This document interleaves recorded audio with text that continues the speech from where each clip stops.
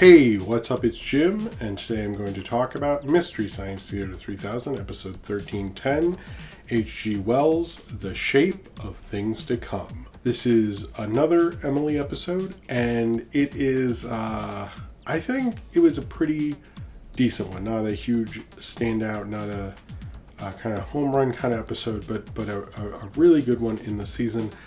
This one is about a kind of, I guess, H.G. Wells' Things to Come, or the book Things to Come was in the public domain. They made this wacky little sci-fi movie.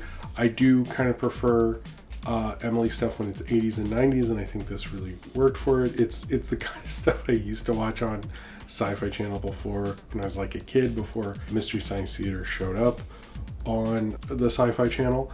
But I think the Jack Palance performance, which they made fun of in the one host segment, really like kind of ties this together a lot. For me, Jack Palance is always like Jack Palance. Whatever amount he's giving in everything. I'm not sure if that's his everything, but he at least is Jack Palance. And this was a funny one between the podcast one, which I've seen so many, I guess, true crime podcast parodies and podcast parodies and stuff like that, especially about Serial, but the idea of like warring podcast hosts caring about each other's podcasts on each other's podcasts, and like the podcast things that was really great. The riffs were really funny. I did notice they did the riff, I guess it's more known for Baron Servo, of like this person as that person as this person in this, and they did that once, and I was kind of curious. I was like, I thought that was a Baron Von Only thing. I don't remember anyone else doing it. Maybe I'm wrong. I also noticed that Emily didn't have a writing credit on this one, which I don't know if that's the first time a host has not had a writing credit. I'm not trying to single her out. I've never heard of that before. I'm not sure. There's probably precedent. If there isn't, and that is pretty unusual. I also thought it was unusual because she had such charisma during it that I was like, oh, that's actually surprising. Like, it didn't feel like she didn't write it. And I do love this crew's dorky humor with the Crow and with Kelsey and Brady and Connor McGriffin. Really worked. I don't know. It really all came together for me. In this one, I like the Growler and M. Waverly thing at the beginning. But it just was a nice, finely tuned kind of episode. I had like weird bunch of life stuff going on. I had like COVID during watching this, and I will say it was like a pleasant, nice, solid Mystery Science Theater episode. And I guess that maybe that's sometimes all I really ever mostly want from the show. You know, even though we've had some real highs in this season, I think this is like a real solid, like, oh yeah, you can put that one on kind of thing. I don't know if it's an astounding episode necessarily, but I really dug it, and I really enjoyed it, and I thought Emily did a wonderful job as host.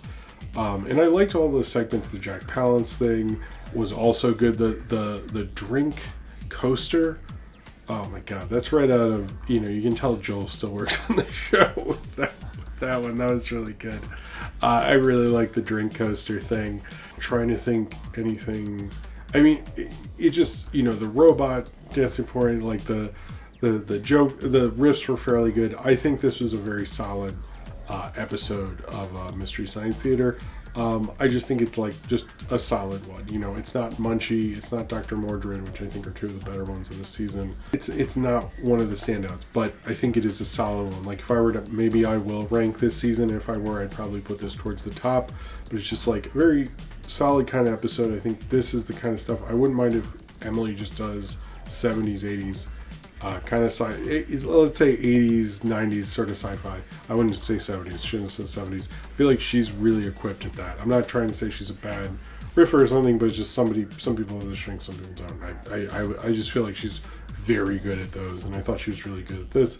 Very solid episode. All the skits were very solid, and the concepts behind them were interesting enough to really get me in there. And and the Jack Palance. Oh yeah, in the Jack Palance skit, I forgot Crow says it so long they think like he's broken or something. Oh my god. And of course they reference like, Jack, you're my number one guy. And that was, of course, you have to do that. I recommend this one if you're a fan. It's just a solid episode. And if you're a fan who's like just picking out the decent ones, I would say this should be on there. It might not be one of the essentials, but it is just a solid episode, and I don't think we should be turning down a very solid episode of Mystery Science Theater. I think this was better than Catwoman was last, or Sumero. I think I like this more than either of those, just because it is sort of like its own thing, and we've done a bunch of 70s wrestling, so I think we can.